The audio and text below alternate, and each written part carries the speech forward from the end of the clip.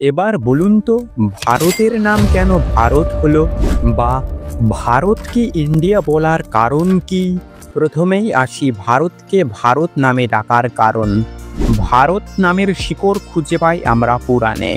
মহাভারতের রাজা ভরতের নাম অনুসারেই আমাদের দেশের নাম হয় ভারত, অর্থাৎ রাজা ভরতের দেশই হলো ভারত। এবার আসি ভারতের নাম কেন ইন্ডিয়া হলো। এই ইন্ডিয়া নামটি মোটেই ইংরেজদের দেওয়া নয়। ইন্ডিয়া নামের পেছনে থাকা ইতিহাস হলো, আমাদের পূর্বপুরুষ আগে সিন্ধু নদের তীরে বাস করত।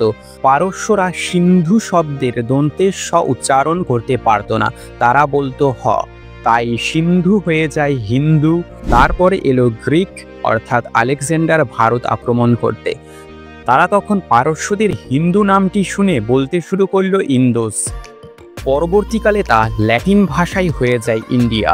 এরপর যখন ভারতে আসে ইংরেজরা, তখন তাদের কোম্পানির নাম দেয় ব্রিটিশ ইস্ট ইন্ডিয়া কোম্পানি।